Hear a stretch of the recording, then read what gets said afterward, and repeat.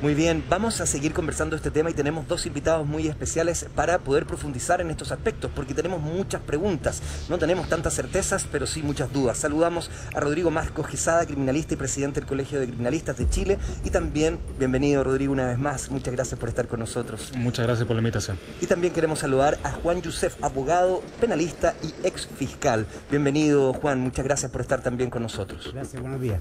Sí, Juan, yo quería preguntarte justamente primero, a ver, el poder además también configurar cuáles eran las relaciones entre los dos imputados. Vamos a revisar en estos momentos justamente uno de los alcances que puede ser revelador en esta conversación que sigue. Veamos. Les puedo comentar que dentro de su proceso de desarrollo de niña a señorita, tuvo varias actitudes, algunas situaciones complejas, que las manejaba con un poco de desequilibrio, con un poco de malestar. Tuve la suerte de poder tratarla muchas veces, de entrevistarla y de conversar de manera muy profunda varios temas teníamos como conversación. Era una niña tímida, era una niña que se sentía incómoda, era una niña que necesitaba de mucho apoyo y necesitaba de mucha contención familiar, que era el punto que siempre tratamos juntas y que era un tema también que se tenía que tratar como colegio junto con la familia. Yo nunca tuve contacto con Tomás, la verdad es que yo a él lo conozco vagamente, sí, conozco a su mamá, porque es una persona muy conocida también acá en San Vicente, pero mi estrecha relación con... Les puedo comentar que siempre ha sido de mucha ingratitud o de mucha pena, porque saber que esa niña que en algún momento se demostraba tan dócil, pudo haber estado situada en una situación tan macabra, tan difícil. Yo me di muchas veces, pero no solamente en situaciones que fueran complejas como alumna, porque ella era una muy buena alumna dentro del colegio. Lo que pasa es que ella tenía, como se dice de manera más vulgar, muchos decaimientos, muchos bajones, como niña adolescente, como preadolescente, en donde en ese momento llegaba a la oficina a solicitar ayuda porque necesitaba contención. Ahora, dentro de lo que tú mismo dices y se evidencia, una inspectora general en un colegio prácticamente se convierte como en un sacerdote. Conoce mucho de intimidades que son de la familia y claramente por ese hecho uno debe ser muy respetuosa, porque se trata de situaciones que son muy particulares, que uno no las puede revelar, que no las puede divulgar tampoco. Hubo una etapa de su vida de que ella necesitaba pertenecer a un grupo y luego perteneció perfectamente, tenía su grupo de amigas y después, bueno, su vida era el baile, que muy bien lo hacía, particularmente en el colegio, hizo algunas presentaciones, en algunos actos, ella participó y de verdad que destacaba en eso. En el momento de ella participar en el colegio, con estos bailes claramente era popular, era vitoreada por todo un colegio, pero luego ella era con una personalidad bastante tímida, se retractaba y buscaba sus núcleos un poco más íntimos. Y al parecer los encontraba más en el grupo Scout que dentro de los compañeros del colegio. Una niña que estaba permanentemente participando de esas actividades. Era una excelente alumna, era una niña respetuosa. Era una niña que cuando deciden sus padres y decide ella cambiarse al colegio Nehuen, que es el colegio donde ella estuvo hasta último momento, se fue a despedir, a dar las gracias por el tiempo compartido. Y esas actitudes no las tienen los demás alumnos, o todos los alumnos. El alumno que decide irse, a lo más te dirá chao en el momento que se va y después nunca más. Ella volvió a dar las gracias. Amigas de ella, un par de amigas que recuerdo, llegaban a la oficina a decirme que nuevamente andaba muy decaída. Generalmente ella tenía como algunas situaciones de bajones y las amigas se preocupaban mucho de ella, pero asistían a mi persona para poder contenerla nuevamente. Bueno, hemos escuchado las palabras de la inspectora. Además, recalcar siempre, uno es inocente hasta que se demuestre lo contrario. Pero todo esto ayuda a tratar de perfilar lo que es determinante, que es la personalidad de los imputados y en particular de esta menor de edad. Por eso quisiera justamente, Rodrigo, preguntarte respecto a ¿Cuán importantes son estos antecedentes, la configuración, las palabras de la inspectora, el trabajo que puedan hacer los psicólogos forenses?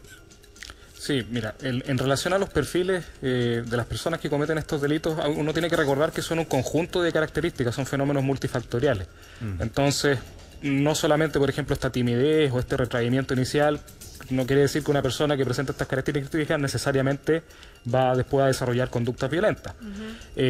Sí, lo que es común en individuos que cometen delitos de este nivel de violencia es que durante sus periodos formativos, durante su infancia, o han estado expuestos a la violencia o han sufrido algún tipo de abuso. Y por abuso no solamente quiero decir abuso físico o sexual propiamente tal, sino que sensaciones también precisamente de retraimiento. El no pertenecer a un grupo puede afectar mucho a una persona y posteriormente llevarla a cometer actos que sean violentos. Rodrigo, perdona la interrupción, pero esta es una chica además que viaja sola a Santiago. Ahora, me gustaría hacerte la pregunta desde otra perspectiva. Imaginemos que estás en el caso con tu pericia como criminalista. De esto que acabas de escuchar, ¿qué rescatas y por qué? Perdón, Amaro, no te puedo escuchar muy bien la pregunta. Desde la perspectiva justamente como criminalista, supongamos, el hipotético, imagínate que estás en el caso de lo que hemos escuchado, ¿qué rescatas y por qué? Bueno, a ver, para aclarar un poco, en criminalística nosotros nos enfocamos precisamente al análisis de la evidencia material, propiamente tal, ¿ok?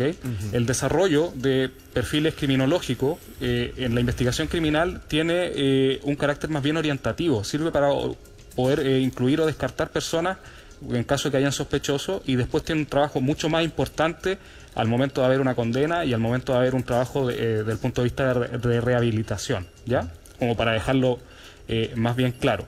Lo que te decía yo, me llamaba la atención el problema que tenía, lo que explicaba la directora, el problema que tenía ella para pertenecer a los grupos, para poder integrarse. Esa es una situación que a mí me llamó un poquito la atención porque, como te comentaba, hay casos de personas que precisamente sufren estos sentimientos de abandono, que tienen estos problemas para integrarse, que después pueden llegar a desarrollar conductas de carácter violento. Una duda, Rodrigo. Claro, tú dices que como criminalista justamente atiendes a la evidencia más bien material. Pero el móvil para ti es central. ¿Cuál podría haber sido el móvil aquí? ¿Y el móvil acaso no tiene, verdad, justamente una determinante psicológica? ¿El factor psicológico es clave? Sí, el móvil es obviamente un elemento que uno ocupa en el fondo para construir una teoría, por explicar las motivaciones, cómo se conjugan todas estas variables, por qué ocurre un determinado hecho.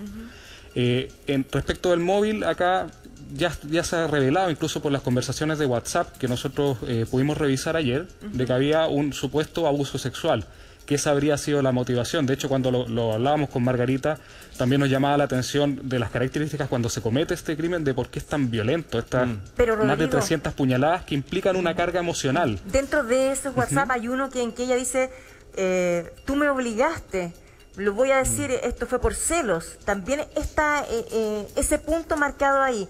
Y enganchándome de lo que acabo de decir para Juan, ¿es posible a través de testimonios que vayan a entregar información clave de la personalidad, de especificar cómo era ella, establecer realmente esa posible teoría, Juan, de que ella fue obligada a una situación así y que este joven, el mayor de edad, Ulises, actuó por celos y en defensa de ella, por ejemplo? Para Juan.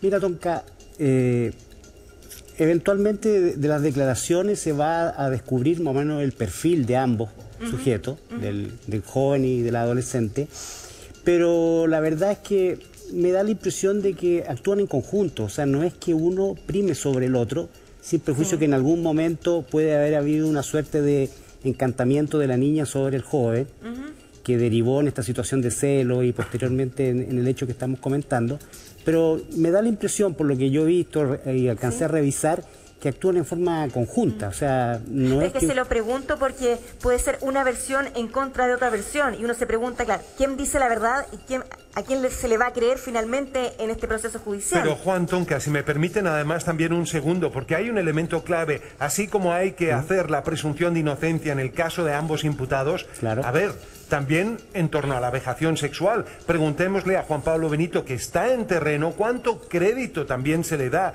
en la propia comunidad a partir de la configuración de la personalidad de Tomás a las supuestas vejaciones sexuales. Juan Pablo. He perdido el retorno, Amaro.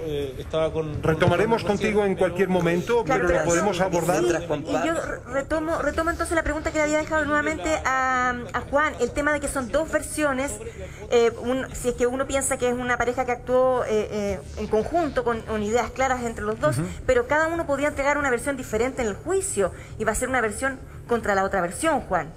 Claro, pero en la práctica acá está no solamente las versiones, o sea, hay elementos de prueba material, hay fotos, hay WhatsApp, hay los mensajes de teléfono, hay mucha evidencia que va a dar contexto a los relatos.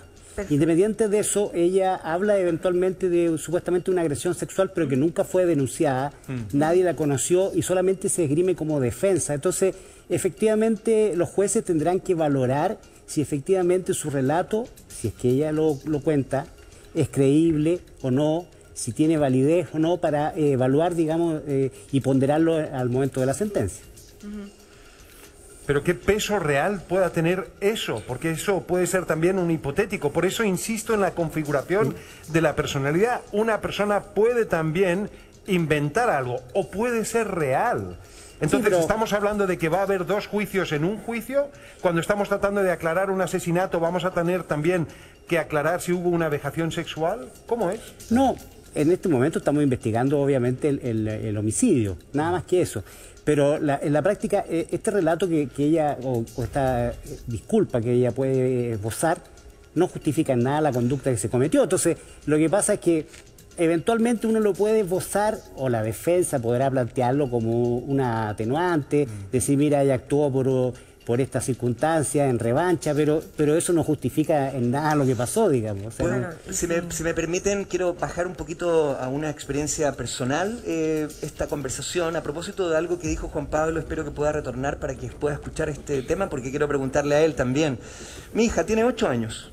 Y ustedes saben que los chicos hoy día tienen prácticamente independencia a la hora de escoger contenidos. Y mi pequeña, con León, de 12, estaba viendo Riverdale, que es una serie que trata de un asesinato en un pequeño pueblo de un joven en un mundo secundario, ¿no? En un colegio.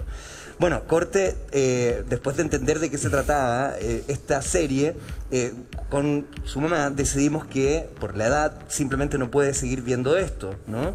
Y cuando León lo quiere ver, lo vemos acompañados. Y Juan Pablo habló de una suerte de video, de película que querían ver, y en ese video, en esa película, había suerte como de un tipo de manual de cómo poder hacer este tipo de ejercicios. ¿Por qué este guía scout que conocía a Tomás y a la imputada le da tanta fuerza a esta película, Juan Pablo? ¿Qué es lo que pudiste sustraer? Pienso en esto porque estamos hablando de motivaciones, pero estamos hablando de una niña de 13, 14 años. ¿Cuáles son los contextos desde donde nace esta historia? Juan Pablo.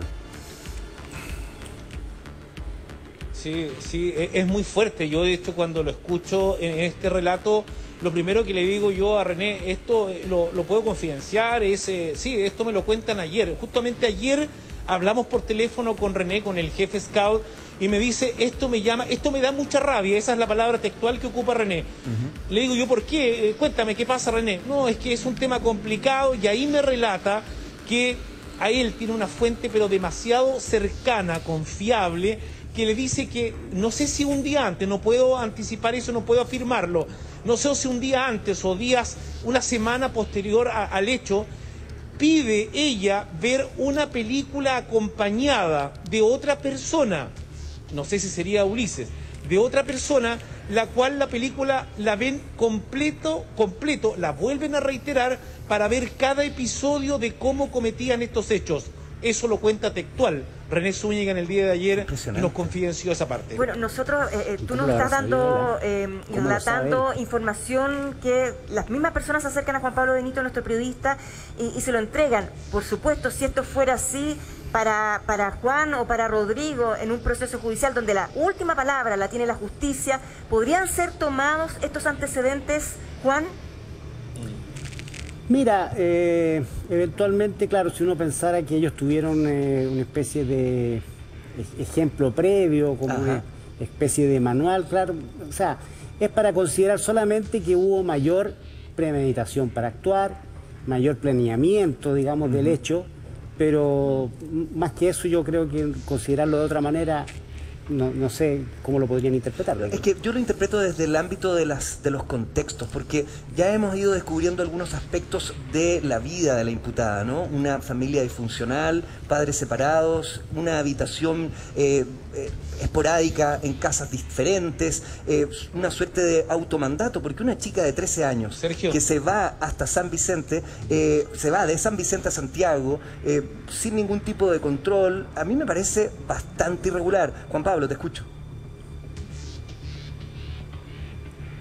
Sergio, otro dato no menor que también es revelado ayer por la inspectora, la cual en muchas ocasiones, como ella fue como un tipo de contención, ella lo dice, hay oportunidades que salían todos del colegio, todos, y ella se quedaba y le decía a ella, váyase a su casa. No, váyase a su casa, me prefiero quedar con usted, porque en mi casa tengo una situación que me incomoda, no quiero ir a la casa.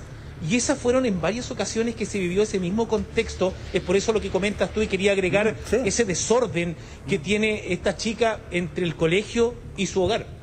Claro, son informaciones que hay que investigar, por supuesto son tan íntimas también. Yo preferiría hacer un paréntesis en eso, porque podría vulnerar en otro aspecto a esta chica que es imputada. No tenemos antecedentes de información que podría finalmente dar el ok a esta posibilidad. Claro. Lo doy como una sutileza. Pero, por supuesto, hablemos de los contenidos. Por ejemplo, pero solo para cerrar este Rodrigo, punto, solo para cerrar este punto que tiene que ver con que estamos hablando, vuelvo, de una chica de 13 años, ¿no? Entonces, de frente ocurre algo que la pone en una situación crítica, la pone en una investigación policial, está imputada como posible responsable. Es para tratar de entender qué es lo que puede pasar con una personalidad que está desarrollándose, que puede llegar, no sabemos si es que llegó efectivamente a todo lo que se está planteando, pero los contextos de las historias, porque son personas en formación. Es por eso que existe una ley de responsabilidad adolescente, porque pretende establecer otros códigos para una responsabilidad de adulto.